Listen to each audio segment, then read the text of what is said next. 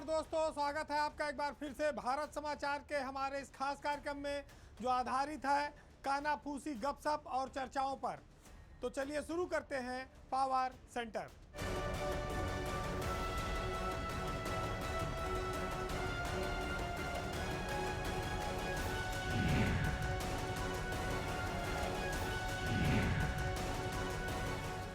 आज शुरुआत एक इंफॉर्मेटिव खबर से।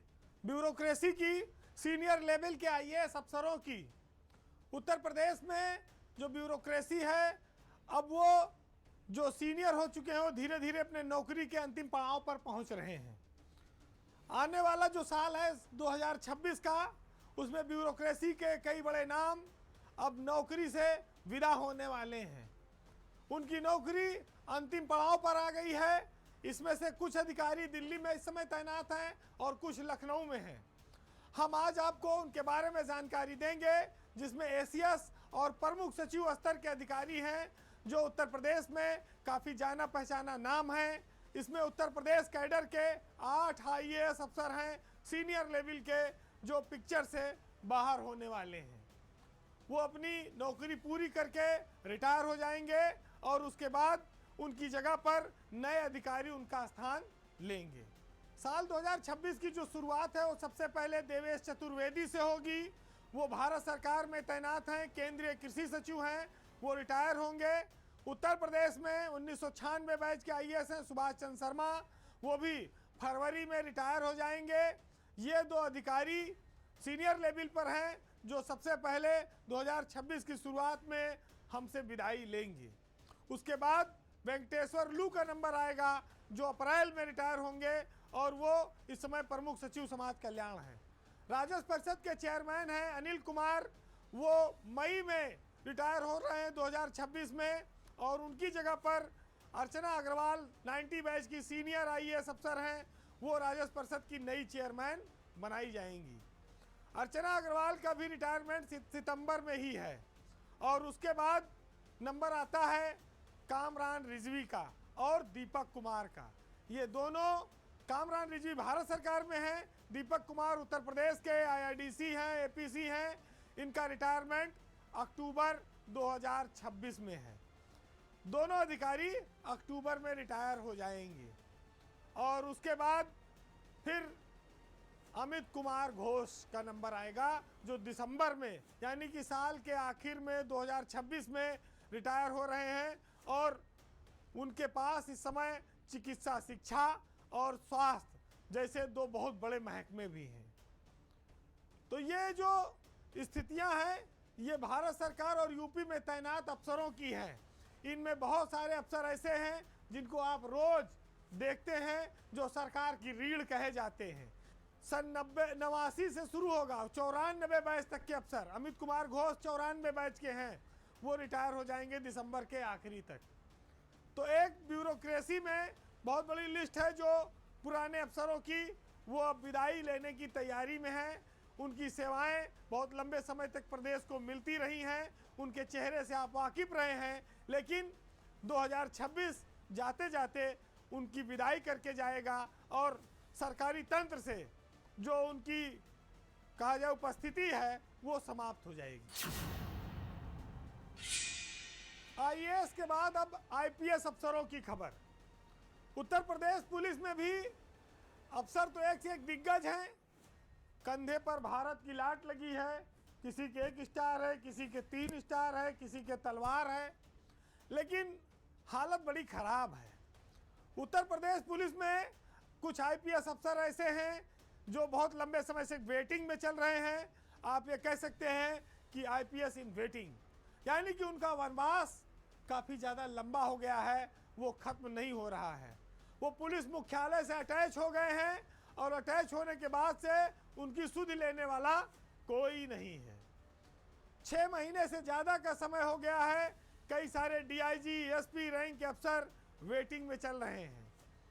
अगर आप देखेंगे तो सबसे पहले रोहन पी कनय का नाम आएगा जो डीआईजी रैंक के अफसर हैं। और गोरखपुर प्रशिक्षण में जब हंगामा हुआ था सिपाहियों के, तो उनको वहां पर हटाकर वेटिंग में डाल दिया गया था। तब से वह इंतजार कर रहे हैं पोस्टिंग का वो डीआईजी लेवल के अफसर थे। इसके अलावा केंद्रीय प्रतिनियुक्ति से लौटे हैं डीआईजी रैंक के अफसर हैं मोहम्मद इमरान, उनको भी सरकार ने वेटिंग में डाल रखा है। अभी तक उनको कोई पोस्टिंग नहीं दी गई है। वैसे बहुत अच्छी पोस्टिंग की उनके उम्मीद भी नहीं है। हाँ, ये ज़रूर है कि नचिकेता झा भारत सरकार में जा रहे हैं। अभी उनकी पोस्टिंग कंफर्म नहीं हुई है। उनको एनओसी उत्तर प्रदेश सरकार ने दे दी है, वो कभी भी जा सकते हैं। तो एक पद वो खाली होगा, लेकिन वो आईजी लेवल का है। तो रोहन पी कनय डीआईजी होकर वेटिंग में पड़े हैं, इमरान डीआईजी होकर वेटिंग में पड़े हैं। 3 आईपीएस अफसर एसपी रैंक के जो जिलों से हटे थे, आजमगढ़, कुशीनगर और सतीश कुमार, ये 3 लोग भी वेटिंग में पड़े हैं। सबसे पहले बात एसपी आजमगढ़ रहे हेमराज मीना की। हेमराज मीना कौशाम्बी में, मुरादाबाद में और आजमगढ़ में एसएसपी रहे, लेकिन सरकार ने उनको अचानक से वहां से हटा दिया। अब उसके बाद से उनको वेटिंग में डाला गया था। उम्मीद ये थी कि शायद कहीं दूसरी जगह पोस्टिंग होगी, कुछ काम मिलेगा, लेकिन पिछले कई महीनों से उनको वेटिंग में बैठाकर बिना काम लिए सरकार तनख्वाह दे रही है। अधिकारी भी चाहते हैं कुछ काम मिले, जिससे कि वो भी थोड़ा व्यस्त रहें। एक वक्त रहता है कि जिले में 24 घंटे सांस लेने की फुर्सत नहीं रहती। एक वक्त आता है कि खाली करके बैठा दिए जाते हैं, कोई सुधि लेने वाला नहीं मिलता है। तो पुलिस में अप एंड डाउन का स्तर बहुत बड़ा है और बहुत गहरा है। कई सारे लोग उससे सदमे में भी जा सकते हैं। हेमराज मीणा के बाद दूसरा नंबर है कुशीनगर के एसपी रहे संतोष कुमार मिश्रा का। संतोष कुमार मिश्रा भी हेमराज मीणा के साथ ही जिले से हटाए गए थे और उसके बाद से वो भी वेटिंग में हैं, यानी कि पुलिस हेडक्वार्टर में अटैच कर दिए गए, लेकिन उसके बाद वो कहाँ हैं, क्या कर रहे हैं, इसकी न तो कोई सरकार जानकारी लेती है, न तो उनको कोई काम देती है। तो हेमराज मीणा, संतोष कुमार और उसके बाद डॉक्टर सतीश कुमार, ये सब वेटिंग वाले अफसर हैं, जो कोई 6 महीना से है, कोई 3 महीना से है, इस तरह से चला आ रहा है। यूपी में कुछ पद खाली होते हैं तो सरकार उन पर तैनाती नहीं कर पाती, या लटकता रहता है, या अधिकारी नहीं मिल पाते। ऐसा ही एक मामला फोरेंसिक साइंस जो बनी हुई है, उसके डायरेक्टर हैं जीके गोस्वामी, वो सितंबर में रिटायर हो गए थे और उसके बाद से अक्टूबर बीत गया, नवंबर आ गया। ये पद अभी भी खाली है, एडीजी रैंक का पद है, लेकिन वहाँ पर किसी अफसर की तैनाती नहीं हुई है। तो सोचिए आप कि जो लोग जिलों में एसपी रहते हैं, पूरी पुलिस फोर्स आगे पीछे घूमती रहती है, एसपी साहब की आंख उठ जाए जिसको देख लें, वो एसपी साहब मुख्यालय में आकर कुर्सी मेज तक उनको बैठने की नसीब नहीं होती। वेटिंग में रहने का मतलब यह है कि न गाड़ी न दफ्तर, अपने घर पे रहो और अपने ही साधन से आओ जाओ अगर बुलाया जाए मुख्यालय तो सोचिए क्या दशा होती है। सरकार सुविधाएं देती है तो इतना ज़्यादा दे देती है कि आप उसको संभाल नहीं सकते, और जब छीनती है तो एकदम पैदल कर देती है। पुलिस विभाग में एक लंबी लिस्ट बढ़ती जा रही है आईपीएस अफसरों की, या तो जो पद रिक्त हैं वहाँ पर कोई आ नहीं रहा है, और जिनको वेटिंग में डाल दिया उनको कोई पूछ नहीं रहा है। ये असमानता, ये असमंजस दूर होना चाहिए। हम उम्मीद करें कि सरकार अब इस खबर को संज्ञान लेगी और आने वाली लिस्ट में इन अफसरों का भी कुछ भला होगा।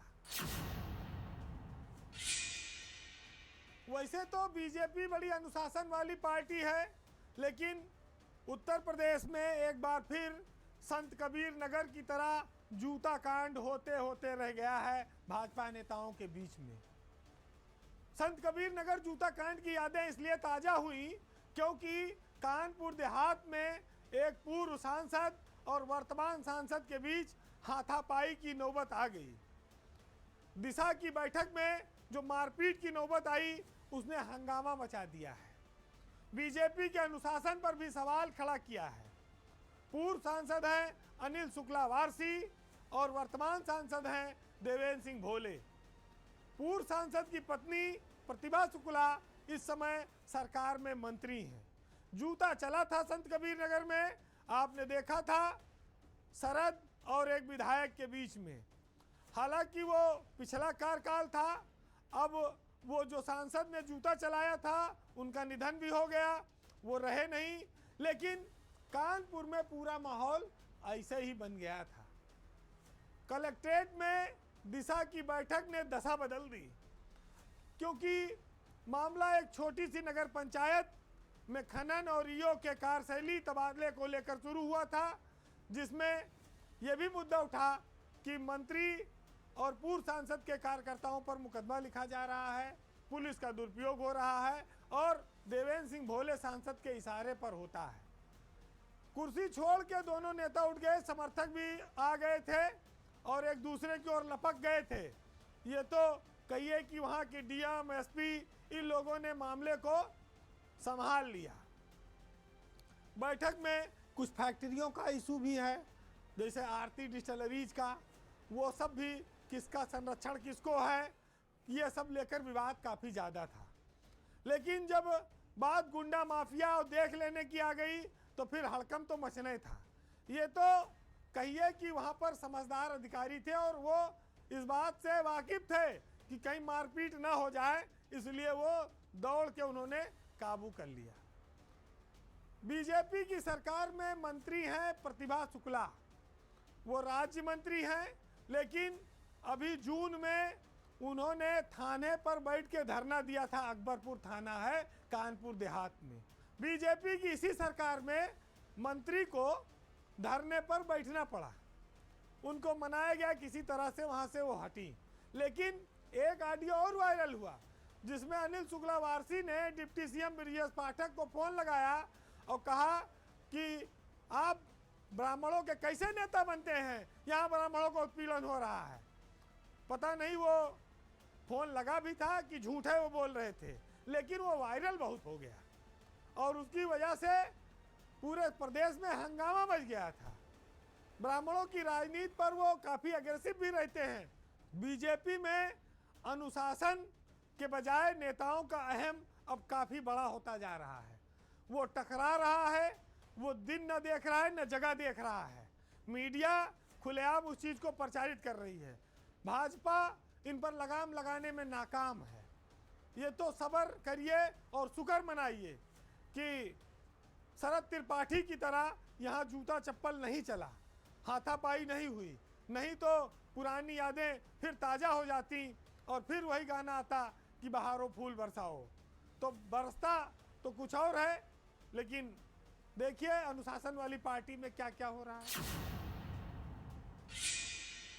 अब बात उत्तर प्रदेश में राजधानी लखनऊ में नदियों की साफ सफाई का, सरकार के खजाने पर पड़ने वाली चोट का, करोड़ों रुपए बहाकर हम कहां पहुंचे हैं उस आकलन का। उत्तर प्रदेश में वैसे तो नदियों को साफ करने के अभियान बार बार चलाए जाते हैं, लेकिन वो नदियां कभी साफ नहीं हो पाती और अपने अंतिम कहा जाए सफाई अभियान पड़ाव तक नहीं पहुंच पाता। आज उत्तर प्रदेश की अधिकतर नदियों की हालत ये है कि उनके पानी आचमन लायक नहीं है, यानी कि आप चुल्लू में लेके पी नहीं सकते। और बात तब और ज़्यादा गंभीर हो जाती है जब हम लखनऊ में बैठे हों और लखनऊ की गोमती नदी की बात करें, जिसको लखनऊ की लाइफ लाइन कहा जाता है, जीवन रेखा कहा जाता है, जहां पूरी सरकार बैठी है, जहां पर कई हजार करोड़ रुपया गोमती की सफाई पर अब तक खर्च किया गया है, लेकिन गोमती का पानी बदबू मारता है, काला है। अगर आप छू भी लें तो हो सकता है आपको इन्फेक्शन हो जाए। ये राजधानी है, लखनऊ है, नदियों को शहरों की लाइफ लाइन, जीवन रेखा माना गया। गोमती भी लखनऊ की उसी तरह की एक लाइफ लाइन है, लेकिन जब आप इस नदी के किनारे से गुजरेंगे तो आपको बदबू आती हुई मिलेगी। पानी में आपको झाग दिखाई पड़ेगा और नाले खुलेआम गोमती में गिरते हुए दिखाई पड़ेंगे। सफाई के नाम पर जलकुंभी हटाने का अभियान करोड़ रुपया हर साल खा रहा है, सरकार लुटा रही है। गोमती के बारे में एक तथ्य आपको बताएं कि लगभग 30 किलोमीटर का जो दायरा है शहरी क्षेत्र में, गोमती बहती है शहरी क्षेत्र में 30 किलोमीटर के दायरे में। लेकिन नाला ऐसे ज़्यादा गिरे थे उसमें, 39 नाले गिरते हैं। सरकार का एक आंकड़ा है कि पिछले 15 सालों में 2010 से 25 तक गोमती को साफ करने के लिए करीब 2,500 करोड़ रुपया खर्च किया गया है। लेकिन आप देखेंगे कि इतना पैसा खर्च होने के बाद भी गोमती का पानी आज भी काला का काला बना हुआ है। हाँ, ये जरूर है कि इसकी साफ सफाई करने वाले विभाग, संस्था, ठेकेदार, इन लोगों ने काफ़ी शुद्ध माल कमाया है और काफ़ी अच्छा पैसा बचाया है। इन दिनों लखनऊ नगर निगम गोमती की सफाई का जिम्मा उठाए हुए है, सफाई कर रहा है। बताया जाता है कि इसके लिए रोज 50 कर्मचारी गोमती नदी की सफाई करते हैं और मेयर सुषमा खरकवाल का काफ़ी इसमें रुचि है। लेकिन आप आज भी गोमती पर जाकर देखेंगे तो आंकड़े शायद कागजों में ही आपको दिखेंगे। गोमती का जो पानी है, गंदा पानी, इसको ट्रीट किया जाता है और फिर इसको पेयजल के लिए सप्लाई किया जाता है। ये करीब लखनऊ के 20 लाख घरों में पानी सप्लाई हो रहा है। जो लोगों के घरों में पानी आता है वो गोमती का पानी है। अब पानी वो लोग उसको पीते हैं कि खाली नहाने धोने के लिए, कपड़ा धोने के लिए इस्तेमाल करते हैं, वो जाने। लेकिन जो पानी नहाने योग्य नहीं है, अगर पैर डाल दो पानी में तो फफोला पड़ जाए, वो पानी लोगों के घरों में पीना पड़ रहा है। कितना खतरनाक प्रदूषण का लेवल है, ये आप हैरत में पड़ जाएंगे, अंदाज़ा लगाएंगे, देखेंगे तो शायद पानी पीना छोड़ देंगे। गोमती इतनी गंदी है कि उसमें ऑक्सीजन का स्तर लगभग खत्म हो चुका है। जो नदी के भीतर जलीय जीव होते हैं वो या तो पलायन कर चुके हैं या मर चुके हैं। एसटीपी बनी है, उसकी क्षमता नहीं है, कुछ आधी अधूरी है। तो गोमती नदी जो लखनऊ की पहचान हुआ करती है, वो अब शर्मिंदगी में बदल रही है और इसके पीछे सरकार, नेता, ठेकेदार सब जिम्मेदार हैं। गोमती लखनऊ की शान है। सरकार ने यहाँ पर बहुत सारे काम किए। अखिलेश यादव ने गोमती के तट को कहा था कि हम लंदन की तरह बना देंगे। उन्होंने रिवर फ्रंट भी बनवाया, लेकिन उनकी सरकार चली गई। नई सरकार आई, उसने काम पर निगरानी बैठाई, रोक लगा दी। हालांकि सफाई अभियान योगी सरकार में भी जारी रहा, लेकिन गोमती को इतने साल बाद भी देखने के बाद ये साफ तौर पर कहा जा सकता है कि गोमती की सफाई के बहाने लोगों ने अब तक सरकार के ही खजाने की सफाई की है और इस सफाई में बड़ी सफाई से लोग बचकर निकलते गए हैं। कोई ड्रेजिंग कराता है, कोई जलकुंभी हटवाता है, कोई मशीन लगाता है, कोई आदमी लगाता है। जिस गोमती को हम लोग बड़ी जीवनदायिनी मानते थे, जिस गोमती में लोग एक ज़माने में मछलियाँ पकड़ते थे, बोट चलती थी, लोग यहाँ पर पर्यटन करने आते थे, घूमने आते थे, अब उस गोमती में कोई पाँव रखने को तैयार नहीं है क्योंकि इतनी बदबू है। पानी काला है, नाले का सब पानी गिरता है, तो कहाँ मछली कहाँ रहेगी, मर जाएगी। मछुआरों का भी काम धंधा बंद हो गया कि जब मछली ना रहेगी तो मछुआरे कहाँ मारेंगे। तो गोमती की इस दुर्दशा के लिए कोई एक व्यक्ति जिम्मेदार नहीं है, पूरा शहर जिम्मेदार है। लेकिन सबसे ज़्यादा जिम्मेदार इसकी सफाई के लिए चाहे सिंचाई विभाग हो, चाहे नगर निगम हो, चाहे दूसरे और विभाग हो, उन पर सबसे पहले इसकी जिम्मेदारी आती है। फिलहाल दुर्दशा और काले पानी के बीच लखनऊ में गोमती अंतिम सांसें ले रही है और इस अंतिम सांस को अगर फिर से निर्मल और स्वच्छ बनाना है तो इसके लिए किसी भगीरथ प्रयास की ही अब ज़रूरत है। कोई बड़े संकल्प लेने वाला मुख्यमंत्री के स्तर पर ही ये बदलाव ला सकता है। आज के पावर सेंटर में इतना ही। जाते जाते सरकारी तंत्र के रवैये पर बस इतना कहूँगा कि पहले सरकार ने एक बार एक स्कीम निकाली थी कि कोई भी व्यक्ति रात में भूखा ना सोए, क्योंकि हमारे देश में बड़ा शोर मचता है कि लोग आज भी इस देश में भूखों सोते हैं, 20%, 30%। तो सरकार ने अफसरों को निर्देश दिया कि कोई भी व्यक्ति भूखा न सोए, इसके लिए रात में आप राउंड लगाइए। तो एक अफसर ऐसे निकले रात में, उन्होंने एक व्यक्ति सो रहा था सड़क के किनारे, उसको जगा के पूछा कि खाना खाए हो कि नहीं खाए हो। तो उन्होंने कहा साहब नहीं, खाना तो नहीं खाए, भूखे सोना पड़ रहा है। तो वो अफसर पूरी रात उस बुजुर्ग भिखारी के पास बैठे रहे, उसको सोने नहीं दिया।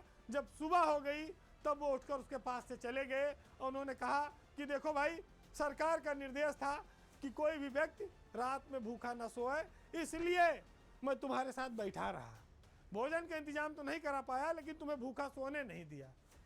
तो ये है सरकारी अफसरों की बाजीगरी। तो इसी से आप समझिएगा गोमती की साफ सफाई की स्थिति। आज मंजर भोपाली साहब के एक लाजवाब शेर के साथ हम छोड़ जाएंगे कि सरकारी तंत्र में सरकारें और नेता क्या वादे करते हैं और काम क्या करते हैं। तो सुनिएगा कि हमारी जेब से जब भी कलम निकलता है, सियासत के यजीदों का दम निकलता है। ये इत्तेफाक है मंजर की कोई साजिश है, हमेशा क्यों मेरे घर से ही बम निकलता है। और तुम्हारे वादों का कद भी तुम्हारे जैसा है, कभी जब नाप के देखो तो कम निकलता है। नमस्कार।